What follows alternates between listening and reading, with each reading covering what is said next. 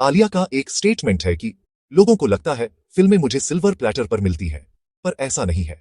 Seriously, इतना privilege होने के बाद भी उसे मना करना, ये तो अलग ही लेवल का दोगलापन है।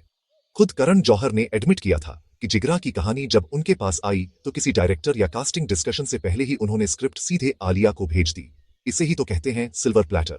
जहां आउटसाइडर्स सालों साल ऑडिशन के बीच पिसते रहते हैं, वहां आलिया को स्क्रिप्ट्स सीधे उनके बेड तक डिलीवर हो रही है। असल में प्रॉब्लम ये नहीं है कि वो प्रिविलेज्ड हैं, प्रॉब्लम ये है कि वो प्रिविलेज मानना नहीं चाहता है।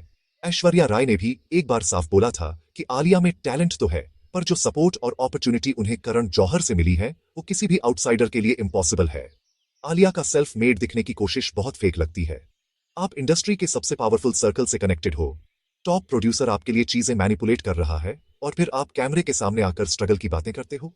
हम सबको पता है बिना उस सपोर्ट के आलिया आज वो मुकाम कभी हासिल नहीं कर पाती। लेकिन ये सिर्फ फिल्मों की बात नहीं है।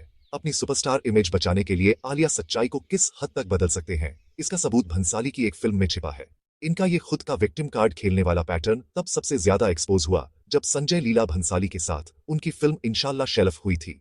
संजय लीला भंसाली एक इंटरव्यू में क्लियरली बोला था कि जब फिल्म कैंसिल हुई तो आलिया का इमोशनल ब्रेकडाउन हो गया था। वो फूट फूट कर रोई, खुद को कमरे में लॉक कर लिया, और भंसाली को इतना गिल्ट फील हुआ कि उन्होंने गंगूबाई ऑफर कर दी। लेकिन 2024 में आलिया एक इंटरव्यू में बोलती है कि जब फिल्म शेल्फ हुई तो वो बिल्कुल चिल थी। संजय सर ने उसे बोला, जाओ कहीं बाहर से होकर आओ, और वो मस्त घूमने चली गई। वापस आई तो गंगूबाई मिल गई। अब अपनी सुपरस्टार इमेज को प्रोटेक्ट करने के लिए आलिया ये नैरेटिव सेट कर रही है कि इंशाल्लाह जैसी फिल्म के बंद होने से भी उन्हें कोई फर्क नहीं पहुंचा। ये पलटी साफ इशारा करती है कि आलिया अपनी इमेज के हिसाब से अपनी स्टोरी बदल लेती है। इमेज बचाने का ये खेल सिर्फ खुद तक सीमित नहीं है। आलिया ने तो रणबीर कपूर को भी एक महात्मा की तरह पेश करना शुरू कर दिया है। दोस्तों, अपने पार्टनर से प्यार करना, उन्हें सपोर्ट करना एक नॉर्मल चीज है, लेकिन जब आप फैक्चुअल रियलिटी को इग्नोर करके एक इंसान की इमेज को जबरदस्ती व्हाइट वॉश करने लगते हो, तब वो फोर्स्ड लगने लगता है।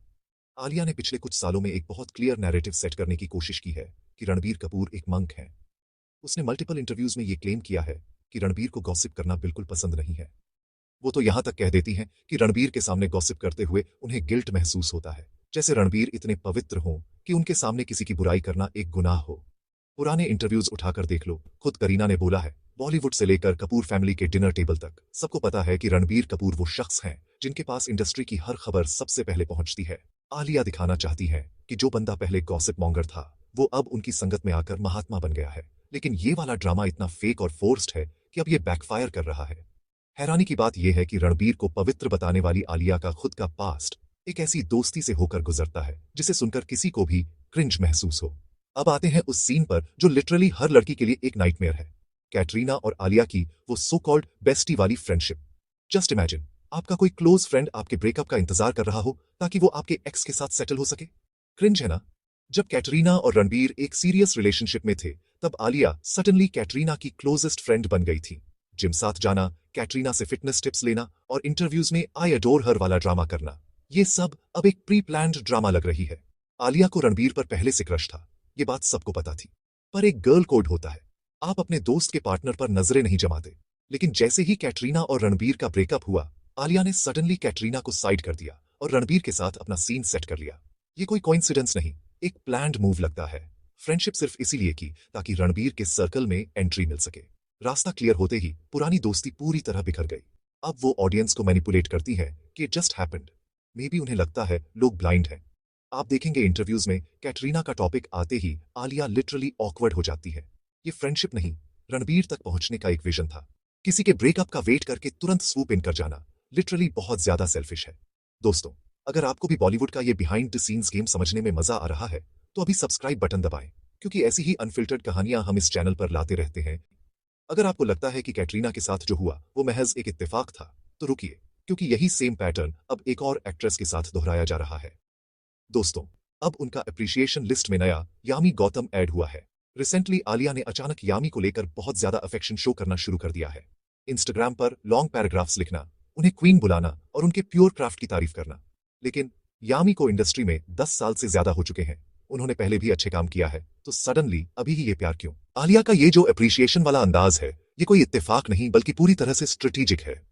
अब यामी गौतम सिर्फ एक टैलेंटेड एक्ट्रेस नहीं है, वो आदित्य धार की वाइफ भी है, जो उरी और धुरंधर जैसी फिल्म के डायरेक्टर और प्रोड्यूसर हैं। इस वक्त यामी और आदित्य धर बॉलीवुड में बहुत पावर और इन्फ्लुएंस होल्ड करती है।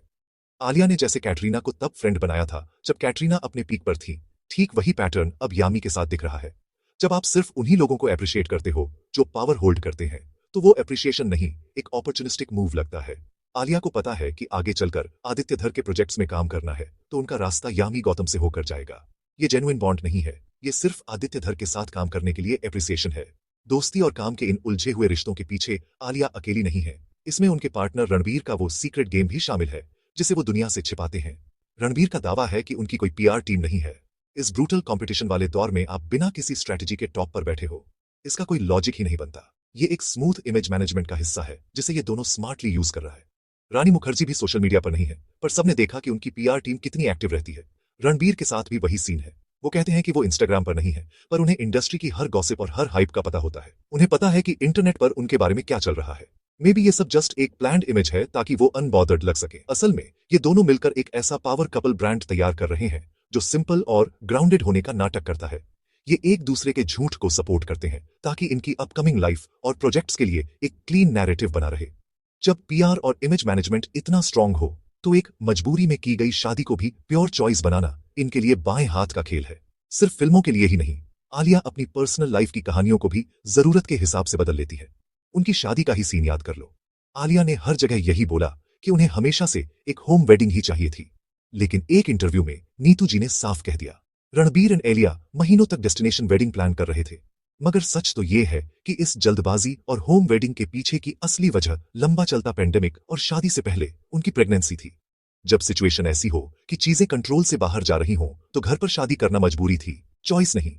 आलिया ये एडमिट नहीं करना चाहती थी कि उनका डेस्टिनेशन वेडिंग वाला प्लान सिचुएशन की वजह से फेल हुआ, बल्कि उन्होंने इसे एक ऐसी स्टोरी बना दिया जैसे घर पे शादी करना ही उनका प्लान था।